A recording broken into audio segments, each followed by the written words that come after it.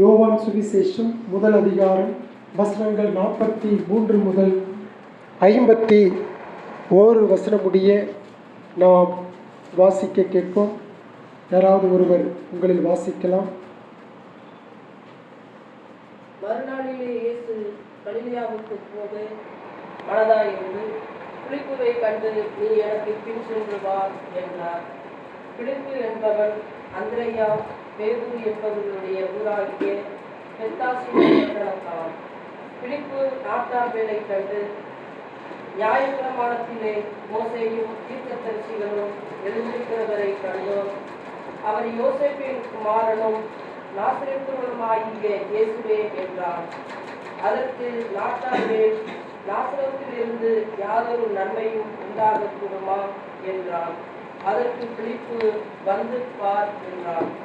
இயேசு நாட்டார்வேலை தம்மிடத்தில் வரக்கட்டு அவனை குறித்து, இதோ கபடற்ற உத்தம இஸ்ரவேலன் என்றார். அதற்கு நாட்டார்வேல், நீர் என்னை எப்படி அறிவீர் என்றார். இயேசு அவனை நோக்கி, பிலிப்பு உன்னை அழைக்கிறதற்கு முன்னே நீ அத்திமரத்தின் கீழ் இருக்கும் போது உன்னை கண்டேன் என்றான். அதற்கு நாட்டார்வேல், ரவி, நீ தேவனுடைய குமாரன், நீர் இஸ்ரவேலின் ராஜா என்றான். இயேசு அவனுக்கு பிரயுத்தரமாக, அத்திமரத்தின் கீழே உன்னை கண்டேன் என்று நான் உனக்கு சொன்னதுனாலேயா விசுவாசிக்கிறாய்? இதிலும் பெரிதானவைகளை காண்பாய் என்றார். பின்னும் அவர் அவனை நோக்கி, வானம் திறந்திருக்கிறதையும் தேவதூதர்கள் மனுஷகுமாரனிடத்தில் இருந்து ஏறுகிறதையும் இறங்குகிறதையும் நீங்கள் இது முதல் காண்பீர்கள் என்று மெய்யாகவே மெய்யாகவே உங்களுக்கு சொல்லுகிறேன் என்றார்.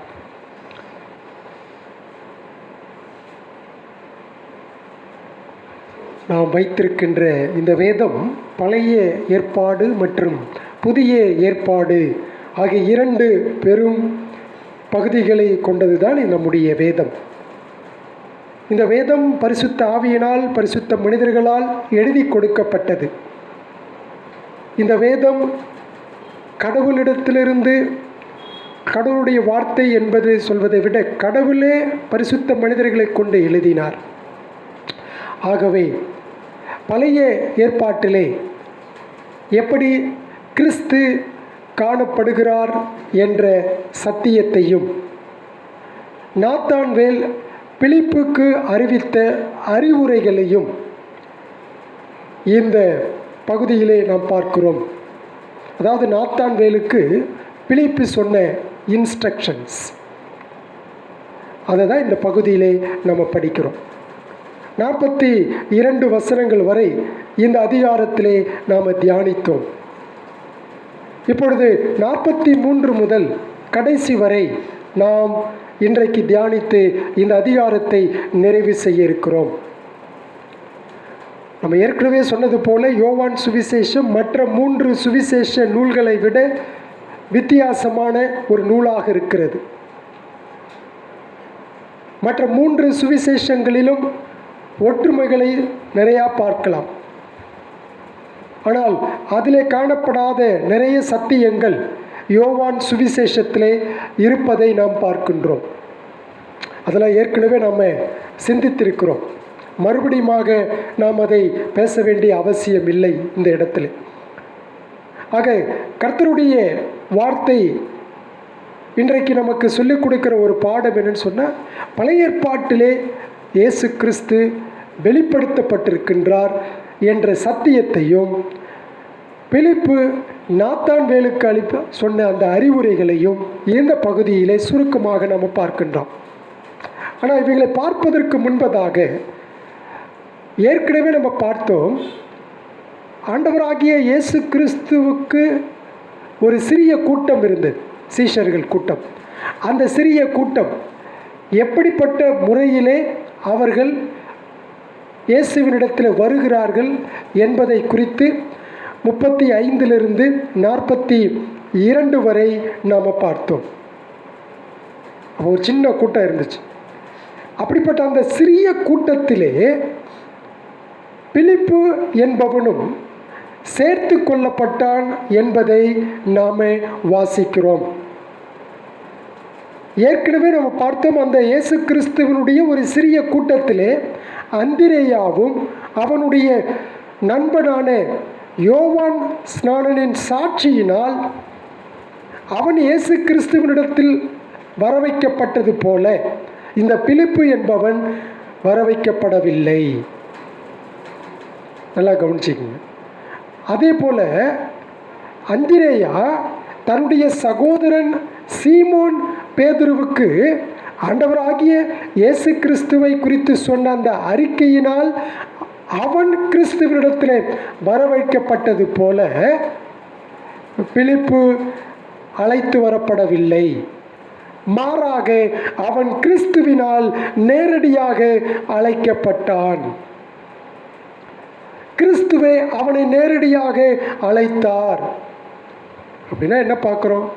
அவனுடைய அழைப்பில் மனிதர்கள் யாரும், அதாவது மத்தியஸ்தராக செயல்படவில்லை. அதுதான் பார்க்கிறோம்.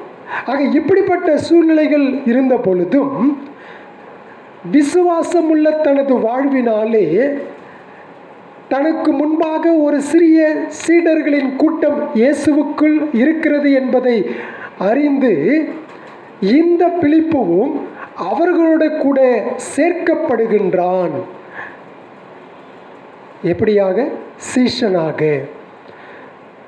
அப்போ பாருங்கள், ஒவ்வொருத்தருக்கும் வித்தியாசமான அழைப்புகளை நம்ம பார்க்கிறோம். ஆனால் ஒன்று என்ன தெரியுங்களா?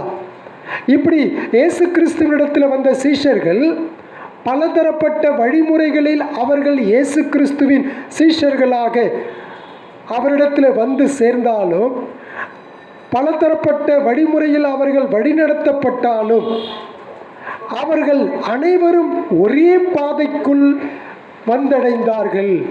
ஒரே கடினமான பாதைக்குள் அவர்கள் நுழைந்தார்கள். ஒரே சத்தியத்தை பின்பற்றினார்கள். ஒரே ஆண்டவரை சேவித்தார்கள். ஒரே எஜமானை ஆராதித்தார்கள். இறுதியாக பார்க்கிறோம், அவங்க எல்லாருமே ஒரே நித்திய ராஜ்யத்தை அடைந்தார்கள். அங்கே எந்த பிரச்சனையும் இல்லை. அவர்களுக்குள்ளாக எந்த பிரச்சனையும் இல்லை. ஆக இந்த உண்மை இந்த வேத பகுதியை வாசிப்பதின் மூலம் நாம் அறிந்து கொள்கின்றோம். அப்படின்னா என்ன தெரியுங்களா? எல்லா காலத்திலும் உள்ள எல்லா தேவனுடைய பிள்ளைகள் கிறிஸ்தவ வரலாற்றை எப்படி அவர்கள் கிறிஸ்துவை அறிந்து தேவனுடைய ராஜ்யத்திற்குள் நுழைந்து எப்படி அவர்கள் இறுதியாக தேவ ராஜ்யத்தை அடைந்தார்கள் என்ற வரலாற்றை வேதம் நமக்கு பதிவு செய்திருக்கிறது. அதுதான் உண்மை. ஆத்துமாக்களின் ரட்சிப்பில் பலதரப்பட்ட வழிமுறைகள் காணப்படுகின்றன. ஏற்கனவே நான் சொல்லியிருக்கிறேன், பலதரப்பட்ட முறைகளில் பின்னணியில் ஆண்டவர் என்னையும் உங்களையும் அவர் ரட்சித்திருக்கிறார். அதுதான் உண்மை. ஆக மெய் கிறிஸ்தவர்கள் எல்லாருமே கிறிஸ்தவர்கள் மெய்யானவர்கள் தான். ஆனால் இப்போ காலப்போக்கில் அது மாறிவிட்டது. மெய் கிறிஸ்தவர்கள் எல்லோருமே என்ன பார்க்கிறோம் அப்படின்னு சொன்னால், அவர்கள் ஒரே ஆவியினாலே வழிநடத்தப்பட்டு ஒரே இரத்தத்தினாலே கழுவப்பட்டு ஒரே தேவனை சேவித்து ஒரே இரட்சகரை பற்றி கொண்டு ஒரே சத்தியத்தை விசுவாசித்து ஒரே பொதுவான நியதியில், அதாவது கடவுள் கட்டளையிட்ட அந்த வார்த்தையில் அவர்கள் நடத்தப்படுகின்றார்கள். அதுதான் உண்மை. அப்படிப்பட்ட வழிநடத்துதலுக்கு வருவதற்கு முன்பதாக அவர்கள் சந்திக்கிற அனுபவங்கள் it differs from person to person. ஒரு நபரிடத்திலிருந்து இன்னொரு நபரிடத்தில் கிறிஸ்து இடத்தில் வருவதற்கான அனுபவங்கள் வித்தியாசப்படலாம். அவர்களுடைய மனமாற்றத்தில் எந்த விதமான வித்தியாசம் கிடையாது.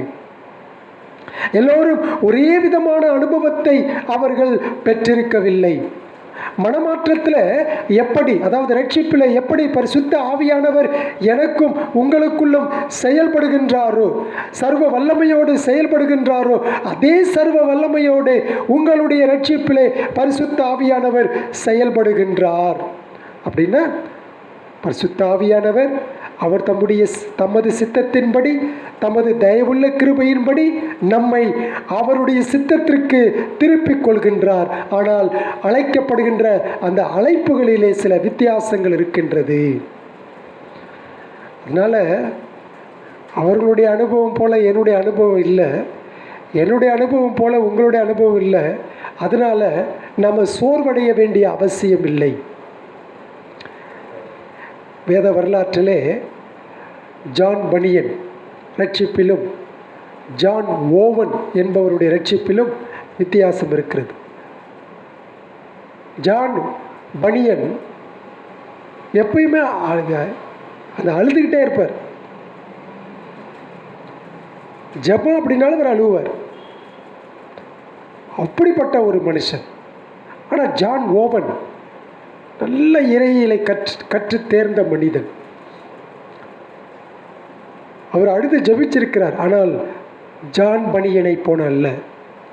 இவர்களும் பரிசுத்த ஆவியினால் ரட்சிக்கப்பட்டவர் தான், அவரும் பரிசுத்த ஆவியினால் ரட்சிக்கப்பட்டவர் தான். ஆகையினாலே இரு மாபெரும் ஜாம்பவான்கள், அதாவது சபை சரித்திரத்திலே நிறைய புத்தகங்களை இயற்றி வேத சத்தியங்களை கற்றுக் கொடுத்தவர்கள். இந்த இரண்டு மாபெரும் ஜாம்பவான்களே ஆவியானவர் வழிநடத்தினார், சத்தியங்களை கற்றுக் கொடுத்தார். ஆனால் அவங்க வந்த அனுபவம் வேறே. ஒரு நல்ல படித்த மேதை ஜான் ஓவன். ஜான் பனியன் அவர் என்னங்க படித்தார்? ரொம்ப ஒரு எலிமெண்ட்ரி லெவல் தான்.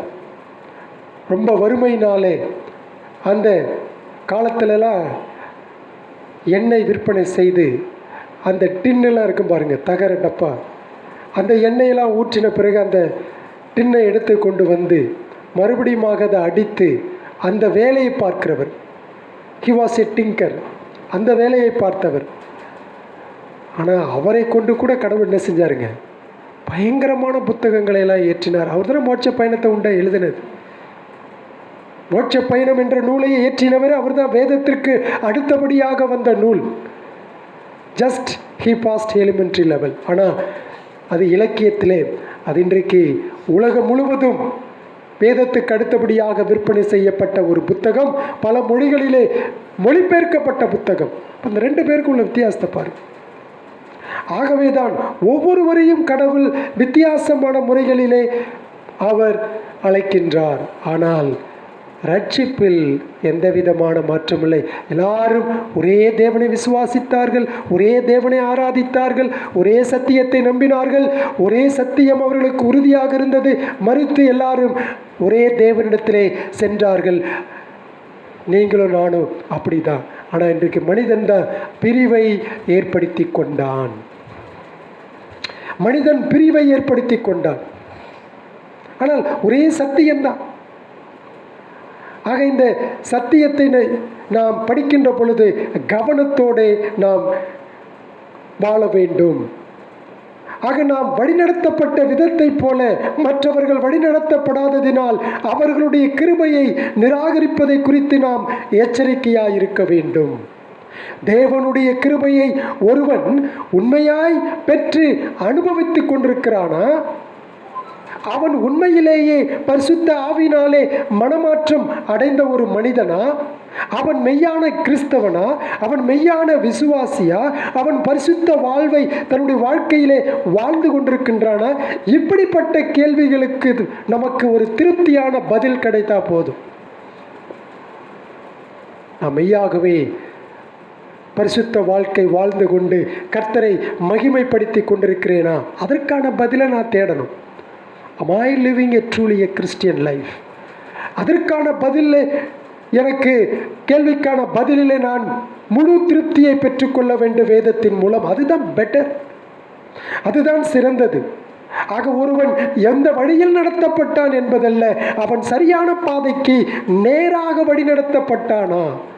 அந்த குறுகிய பாதை, ஜீவ பாதை, கஷ்டத்தோடு செல்கின்ற பாதை, அதிலே அவன் சரியான முறையில் நேரடியாக வழிநடத்தப்படுகின்றன என்பதே முக்கியம். ரெண்டாவதாக இந்த பகுதியில் படிக்கிறோம், இந்த வாசிக்க கேட்ட யோவான் சுவிசேஷத்தில் ரெண்டாவதாக என்ன படிக்கிறோம் அப்படின்னு சொன்னால், பழைய ஏற்பாடு முழுவதிலும் எப்படி கிறிஸ்து நிறைந்து காணப்படுகின்றார் என்பதை இந்த வசனங்களிலிருந்து நாம் கற்றுக்கொள்ள முடிகிறது. அடிக்கடி அந்த சத்தியத்தை நாம் அறிந்த ஒரு உண்மை, ஆனாலும் கூட அதை திரும்ப திரும்ப அதை நாம் உறுதி செய்து கொள்வது நல்லது. இங்கே நாம் பார்க்கிறோம், நாத்தான்வேலுக்கு என்ன செய்கிற நாத்தான்வேல், பிலிப்பு கிறிஸ்துவை விவரித்த பொழுது, பிலிப்பு நாத்தான்வேல்கிட்ட கிறிஸ்துவை பற்றி சொல்கிறான். எப்படி சொல்கிறான்? நியாய பிரமாணத்திலே மோசேயும் தீர்க்கதரிசிகளையும் எழுதி இருக்கிறவரை கண்டோம் அப்படின்னு 45வது வசனத்திலே அவன் சொல்லுகின்றான். நியாய பிரமாணத்திலே மோசேயும் தீர்க்கதரிசிகளும் எழுதியிருக்கிறவரை கண்டோம் அப்படின்னா என்ன தெரியுங்களா?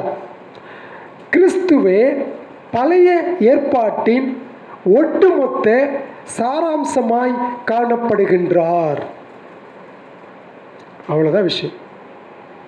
39 புத்தகங்கள் ஆதியாகம் முதல் மல்கியா வரை, அந்த புத்தகங்கள் ஒவ்வொன்றையும் நீங்கள் வாசித்து பார்க்கின்ற பொழுது கிறிஸ்துவை எப்படி அடையாளப்படுத்தப்படுகிறது என்பதை பார்க்கிறோம். முன்னெல்லாம் தெரியும் ஆதாமை தொடர்ந்து வந்த ஏனோக், ஏனோக்கை தொடர்ந்து வந்த நோவா, நோவாவை தொடர்ந்து வந்த ஆபிரகாமை தொடர்ந்து வந்த ஈசாக்கில் தொடர்ந்து வந்த யாக்கோபு, யாக்கோபிலிருந்து யோசேப்பு. இப்படி ஒவ்வொரு அவர்கள் வாழ்ந்த அந்த காலகட்டத்திலே அருளப்பட்ட அல்லது கொடுக்கப்பட்ட வாக்குத்தத்தங்கள் அனைத்தும் கிறிஸ்துவையே குறிக்கின்றன, கிறிஸ்துவையே மையப்படுத்துகின்றன. அப்புறம் அவங்க அங்கேருந்து எங்கே வந்தாங்க? நம்ம யாத்திராகமத்தில் படித்தோமா இல்லைங்களா? அவர்கள் எகிப்திலிருந்து விடுதலையாகி சீனாய் மலையிலே வந்தார்கள்.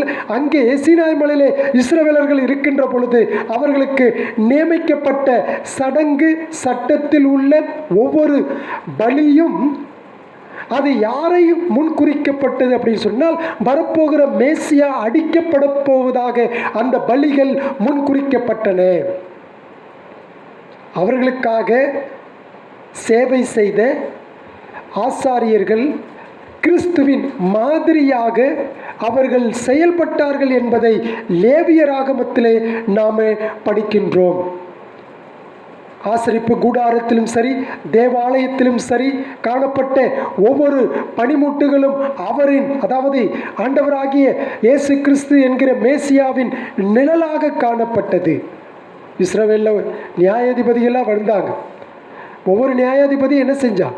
எப்பொழுதெல்லாம் தேவனுடைய பிள்ளைகள் ஒடுக்கப்படுகிறார்களோ, நசுக்கப்படுகிறார்களோ, அவர்களையெல்லாம் காப்பாற்றின இரட்சகராக மாறினார்கள். அதே போன்று பாவத்திலிருந்து நம்மை காப்பாற்றக்கூடிய ஒரு இரட்சகர் இயேசு கிறிஸ்து என்பதை அந்த நியாயாதிபதிகள் தங்களுடைய வாழ்க்கையிலே வெளிப்படுத்தினார்கள். இரட்சகராய் இருந்தவர்கள் அடையாளப்படுத்தப்பட்டார்கள்.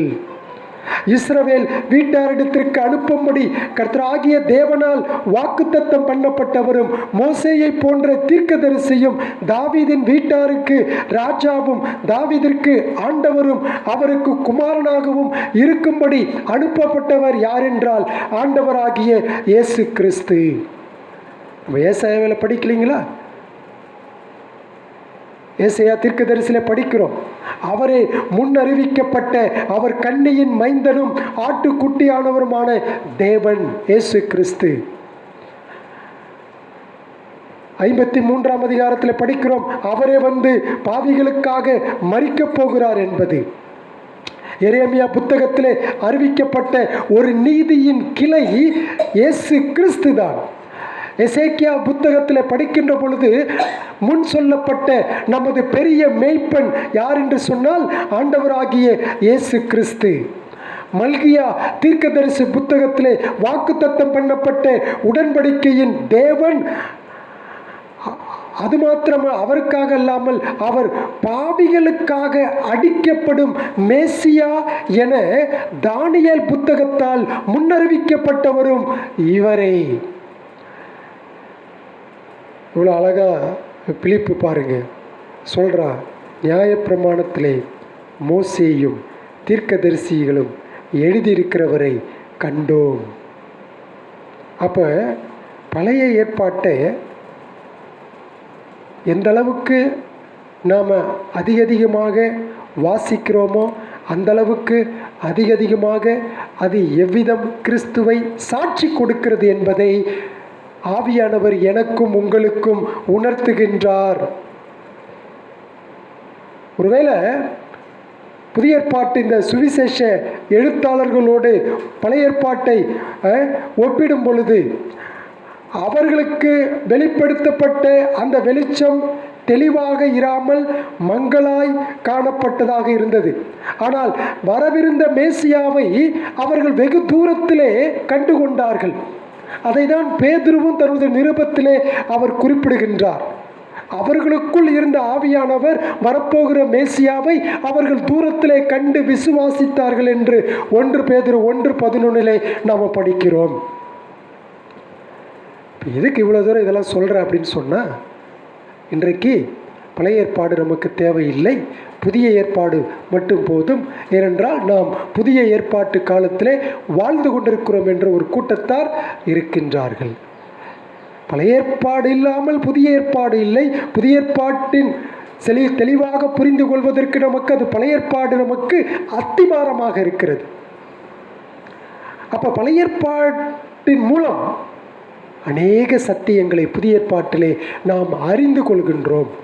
உண்மைதான், பழைய ஏற்பாட்டிலிருந்து இருக்கக்கூடிய சடங்கு சம்பந்தமான அத்தனை காரியங்களையும் கிறிஸ்து சிலுவையிலே ஒன்ஸ் ஃபார் ஆல் நமக்காக நிறைவேற்றி முடித்து விட்டார். அதில் எந்த விதமான சந்தேகமும் இல்லை. ஆனால் பழைய ஏற்பாட்டிலே நாம் பின்பற்ற வேண்டிய கட்டளைகளை இன்றைக்கு இருக்கிறது. அதை புதிய ஏற்பாட்டின் வெளிச்சத்திலே நாம் பின்பற்ற வேண்டும். நிறையா கிறிஸ்தவர்கள் இதை அங்கீகரிக்க மாட்டார்கள். இந்த சத்தியத்தினால அவர்கள் இடறல் அடைகிறார்கள்.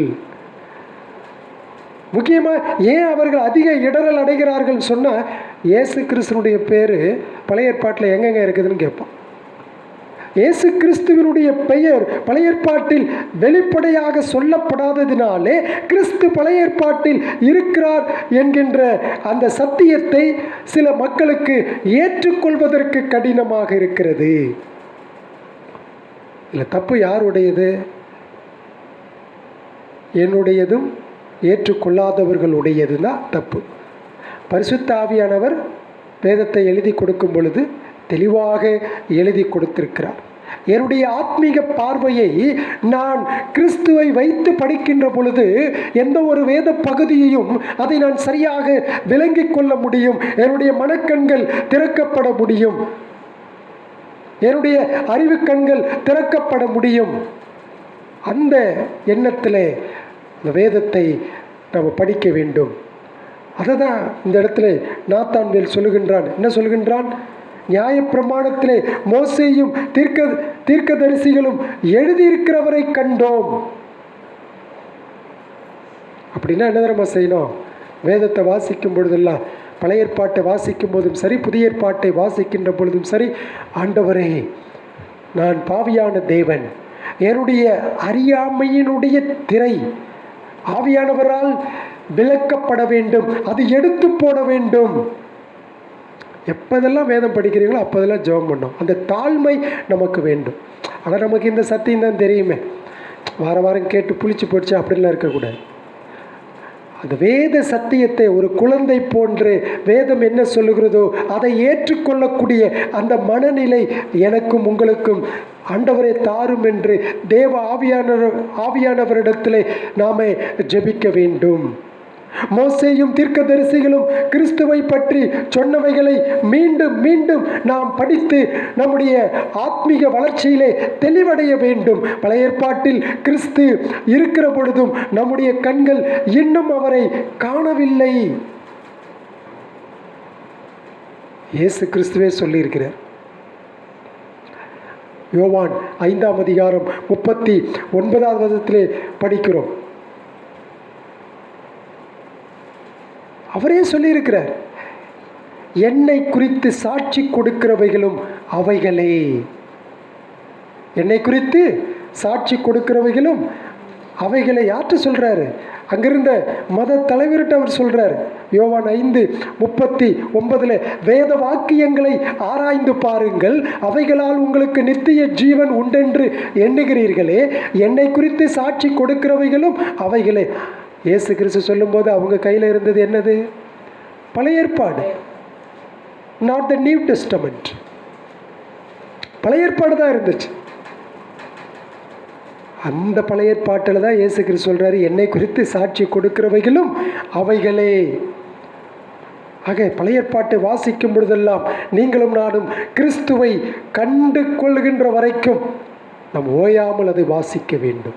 அதில் கிறிஸ்து எவ்விதமாக தென்படுகிறார், எவ்விதமாக வெளிப்படுத்தப்படுகிறார் என்பதை ஆவியானவரால் நாம் விளங்கிக் கொள்ள வேண்டும். மூன்றாவதாக இந்த பகுதியிலே நம்ம படிக்கிறது என்ன அப்படின்னு சொன்னால், நாத்தான்வேலுக்கு பிலிப்பு அளித்த நல்ல ஆலோசனையை குறித்து இந்த வேத பகுதியிலே நாம் பார்க்கிறோம். நல்ல ஒரு ஆலோசனை சொல்கிறான் பாருங்கள். பிலிப்பு நாத்தான்வேலுக்கு சொன்ன ஒரு நல்ல ஆலோசனையை குறித்து இந்த வேத பகுதியிலே படிக்கிறோம். என்ன சொல்கிறான்? பிலிப்பு சொன்ன மேசியாவாகிய இரட்சகரை குறித்து நாத்தான்வேலுக்கு அநேக சந்தேகங்கள் இருந்தது. அவன் எடுத்த உடனே கேட்டான். என்ன கேட்டான்? நாசரேத்தூர்லேருந்து ஏதாவது ஒரு நன்மை வரக்கூடுமோ என்றான். அப்படிப்பட்ட நாத்தான்வேலுக்கு பிலிப்பு பதில் சொல்கிறான். என்ன சொல்கிறான்? வந்து பார், come and see, come and look. நீ வந்து பார்த்தால் தெரியும். நீ மேசியாவிடத்தில் வா, இயேசு கிறிஸ்துவிடத்தில் வா, அப்பொழுது உனக்கு தெரியும். அவன் சொன்ன அந்த ஆலோசனையை விட ஒரு ஞானமுள்ள ஆலோசனையை நம்மால் கற்பனை செய்து கூட பார்க்க முடியாது. ஏன்னு சொன்னால், அவன் சரியான நபரிடத்திலே, சரியான நேரத்திலே, சரியான இடத்திலே அவன் சொல்லி அவனை கிறிஸ்துவிடத்திலே அழைத்து வருகின்றான். இப்போ ஒருவேளை பிலிப்பு, நான் சொல்கிறத நீ நம்பலையா, போப்பா விட்டிருந்து அவனுடைய அவிசுவாசத்தை குறித்து அவன் கடிந்து கொண்டிருந்தால், அவன் இயேசு கிறிஸ்துவிடத்தில் வந்து பார்த்திருக்க முடியாது. இவனால் அவன் மனது காயப்பட்டு வெகு நாள் வரைக்கும் அவனை விட்டு விலகி இருந்திருப்பான். ஆனால் நம்ம என்ன பார்க்கிறோம்? அவன் ஞானமாக பதிலளித்தான், விவேகத்துடன் அவன் பதிலளித்தான். அப்போ சந்தேகங்களுக்கு பதில் சொல்கிறது தப்பு கிடையாது. ஆனால் அப்படிப்பட்ட சந்தேகங்களுக்கு அவன் சரியான நேரத்தில் ஞானத்தோடு பதில் சொல்கின்றான். ஆனால் அவனுடைய சந்தேகத்தை அவனே தீர்த்து கொள்ளும்படி அவனை இயேசுவிடம் அழைத்ததினால் அவன் அறிவித்த சத்தியத்தின் மீதான தனது முழு நம்பிக்கையையும் அதை சோதித்து அதை நிரூபிக்க வேண்டும் அல்லது மெய்ப்பிக்க வேண்டும் என்கிற தனது விருப்பத்தையும் வெளிப்படுத்தினான். ஆண்டவரை பற்றி மற்றவங்கிட்ட சொல்கிறீங்க, அவங்க சில சந்தேகங்கள்லாம் கேட்குறாங்க. நமக்கு சில நேரங்களில் டென்ஷன் வந்துடும். அப்போ நம்ம டென்ஷன் ஆகி பதில் சொல்லாமல் நாமே அடக்கி கொண்டு ஆண்டவருடைய வார்த்தையை வந்து கேளுங்க. You come and hear the God's word. கடவுளுடைய வார்த்தை என்ன சொல்லுகிறது என்பதை நீங்கள் வந்து கேளுங்க. கடவுளுடைய வார்த்தை என்ன சொல்கிறது என்பதை கேட்கின்ற பொழுது அவனுடைய அவிசுவாசம் நீங்கும், அவனுடைய சந்தேகங்கள் நீங்கும், அவனுடைய பாவம் நீங்கும், அவன் பரிசுத்தமாக்கப்பட்டு கிறிஸ்துவிடம் வர முடியும். அதற்கு ஒரே வழி, வேத வார்த்தைகளை ஒரு மனிதன் தெளிவாய் கேட்கின்ற பொழுது. அதான் பிலிப்பு சொல்கிறான், நீ வந்து பார் என்கின்ற அந்த பிலிப்புவின் வெளிப்படையான அழைப்பினால் நாத்தான்வேல் கிறிஸ்துவிடம் இணைக்கப்பட்டான். அப்போ இதில் என்ன பார்க்குறோம் அப்படி சொன்னால், சுவிசேஷத்தை நீங்களும் நானும் அறிவிக்கின்ற பொழுது சில நேரங்களில் ஷார்ட்டாக இருக்கும், சில நேரங்களில் விவரமாக பல மணி நேரங்கள் உட்கார்ந்து வாதிட மாதிரி இருக்கும். அப்படிப்பட்ட சூழ்நிலைகளிலே கடவுள் நம்மை ஞானமாக பயன்படுத்தும்படி அந்த ஆலோசனையை ஆவியானவர் நமக்கு ஞானமாய் கொடுத்து உதவும்படி நம்ம ஆத்துமாக்களோடு நாம் ஈடுபட வேண்டும். ஆக நாம் நம்பியிருக்கிற சத்தியங்கள், நாம் நம்பியிருக்கிற கிறிஸ்தவத்தை சோதித்தறியும்படி நாம் அவர்களை தைரியமாக அழைக்கலாம். ஏன்னா இதுதான் உண்மை, இதுதான் சத்தியம். இதை தவிர வேறு ஒரு உண்மை, வேறு ஒரு சத்தியம் உலகத்தில் கிடையாது. அதனால நீங்கள் சவால் விட்டு அழைக்கலாம். பிலிப்பு சொல்கிறான் நாத்தான்வேல்ட்ட, யூ கம் அண்ட் see, சவால் விடுகின்றான், எச்சரிக்கை கொடுக்கிறான். அப்போ நம்ம என்ன பார்க்கிறோம்? நாங்கள் ஆராதிக்கிற கடவுள் உண்மையுள்ள, ஜீவனுள்ள, மகத்துவமான தேவன். நீங்கள் வந்து பாருங்கள், அவருடைய சந்தேகங்களை தீர்த்து கொள்ளுங்கள், கிறிஸ்துவனிடத்திலே வாருங்கள். அப்படிப்பட்ட சவாலை நாம் கொடுக்க முடியும். ஆகவே மெய்யான கிறிஸ்தவம் பல்வேறு விதமான விசாரணைகளையும் எதிர்கொள்ளும். எந்த விதமான கேள்விகளுக்கும் இந்த இடத்தில் பதில் இருக்கிறது என்பதை நாம் உறுதியளிக்க வேண்டும். எல்லாம் ரகசியம் ஒன்றுமே கிடையாது, எல்லாமே வேதத்திலே வெளிப்படையாக நமக்கு சொல்லப்பட்டிருக்கிறது. மறைப்பதற்கு அதில் ஒன்றும் இல்லை. வேதத்தை வாசிக்கும் பொழுது பார்த்தீங்கன்னா, தேவனுடைய பிள்ளைகள் யாரெல்லாம் என்னென்னலாம் செஞ்சாங்கன்னா எல்லாம் அப்பட்டமாக அங்கே சொல்லப்படும். எவன் என்னென்ன பாவம் செஞ்சான்னு சொல்லி எல்லாமே அதிலிருந்தே தெரியுது. கடவுள் தன்னுடைய, அதாவது தனது பிள்ளைகளுடைய வாழ்க்கையிலே எதையும் அவர் மறைக்கிறதில்ல, எதையும் அவர் மறைக்கலை. தாவீது என்ன செஞ்சானோ அப்படியே எல்லாமே கடவுள் வெளிப்படுத்தினார். பேதுரு என்ன செஞ்சானோ அதை எல்லாமே வெளிப்படுத்தினார். அப்போ வேதம் எவ்வளவு உண்மை என்று பாருங்க. இப்போ காலை ஆதியாகும் படித்தோம், ஒரு மோசமான ஒரு சந்ததி, அம்மோன் மோவாபியர் சந்ததி. அந்த மோசமான சந்ததியை கடவுள் மறைத்திருக்கலாம். ஏன்? ஆனால் வேதத்தில் இது இல்லாமல் இருக்கு அப்படின்னு சொல்லி. ஆனால் கடவுள் எல்லாவற்றையும் ஒளிவு மறைவு இல்லாமல் அவர் எல்லாவற்றையும் வெளிப்படுத்தினார். அப்ப அதனை அறியாததினாலே, அது சரியா தெரியாததினாலே அதன் விசுவாசமும் அதன் பயிற்சியும் தவறாக பேசப்படுகின்றது உலகத்திலே. வேதத்தை பற்றி மனுஷனுக்கு சரியா தெரியாததுனால தான் பிரச்சனை. ஆக கிறிஸ்தவத்தோடு ஐக்கியப்படாத அதன் எதிராளிகள் அதை குறித்து பொல்லாதவைகளை பேசுவார்கள். அவர்கள் பேசுவது இன்னதென்றும் உறுதிப்படுத்தப்படுவது இன்னதென்றும் அறியாதிருக்கிறார்கள். நன்மை செய்வதற்கு சிறந்த வழி ஒன்று உண்டு.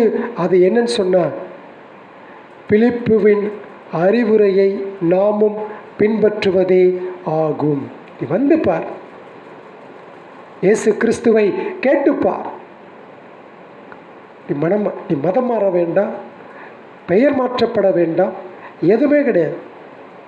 கேட்க கேட்க கேட்க தான் என்ன செய்யப்படும்? அவனுக்கு சந்தேகங்கள் நீங்கும், விசுவாசம் புறப்பட்டு வரும் அவனிடத்திலே. ஆக விவேகத்தினாலும் விவாதங்களினாலும் சிலர் அசைக்கப்படுவதில்லை. இன்னும் சிலர் மனம் திரும்புவதற்கு பயப்படுகின்றனர். ஏன்? அவர்கள் சரியான முறையில் வழிநடத்தப்படாததை குறித்து. அப்போ இந்த இடத்துல பிலிப்பு நாத்தான்வேல்ட்ட என்ன சொல்கிறான்? நான் என் இரட்சகரை கண்டேன், நியாயப்பிரமாணத்திலும் மோசேயின் தீர்க்கதரிசியின் ஆகமங்களையும் கண்டேன், அவரை வந்து பார் என கூறி மற்றவர்களை அன்போடு அழைக்கின்ற விசுவாசியை ஆத்துமாக்களுக்கு அதிக நன்மை செய்கின்றவன். சண்டை போடுறதுனால எந்த பிரச்சனையும் இல்லைங்க. சண்டை போட்டால் ஜெயிச்சுட்டு அவன் நம்ம சபைக்கு வரப்போகிறானா? வரப்போகிறதே கிடையாது. ஆண்டவருடைய வார்த்தையை நீ வந்து கேளுப்பா. ஆவியானவர் உன்னுடைய மனதிலே ஈடுபடுவார். ஆவியானவர் உன்னுடைய இருதயத்திலே பேசுவார். ஏன்னா அந்த அனுபவத்தை நான் பெற்றிருப்பதினாலே உன்னை அழைக்கிறேன். அதுதான் சொல்ல முடியும். நான் அனுபவித்திருக்கிறதுனாலே நீ வந்து பார் என்று நீங்கள் ஆலோசனை சொல்ல வேண்டும். அதை தான் இந்த இடத்துல படிக்கிறோம். கடைசியாக இந்த பகுதியில் நம்ம படிக்கிறோம், நாத்தான்வேலுக்கு இயேசு கிறிஸ்து அளித்த ஒரு நல்ல பண்பை குறித்து இந்த வசனங்களிலே நம்ம படிக்கிறோம்.